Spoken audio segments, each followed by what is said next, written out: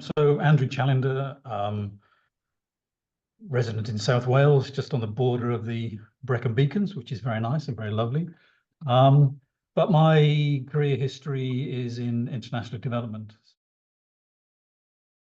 I forget when it was. It was maybe January. It might have been December. But I heard you being interviewed on the the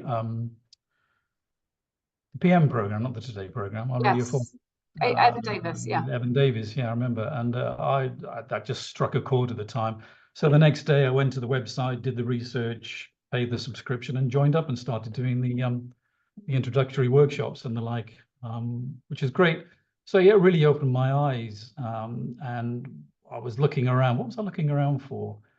Immediately, it has to be said, I was looking around for jobs. I was maybe taking the easy option, looking around for possibilities that were more of the same. Thinking it's only a few more years.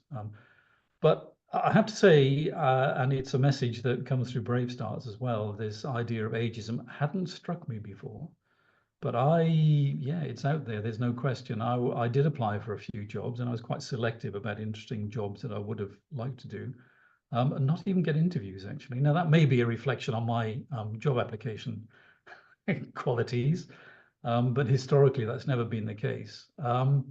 And yeah, so that message about how you get selected and people consciously or subconsciously, that sort of bias, unconscious bias. Yeah, I felt that there was definitely out there. So I started looking around, and again, Brave Starts, one of the events, I think it was in March. It was about franchising and run by Krishma. So I joined that, and actually I'd never thought of franchising before.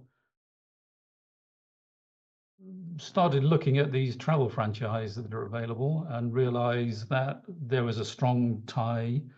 I've traveled for my life. I've had the privilege of seeing some amazing locations.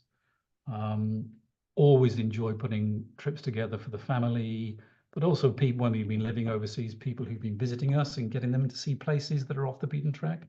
So it just began to fall into place, to be honest, Lucy.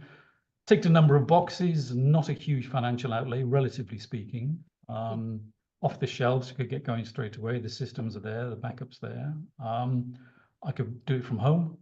And it's a sort of thing that I can invest, a couple of years getting it up and running now. And then as we get into a more retirement stage, it's something that a portfolio life, it's something that I could continue doing but at the same time enjoy our retirement, basically. So a way of bringing in some income during that time as well.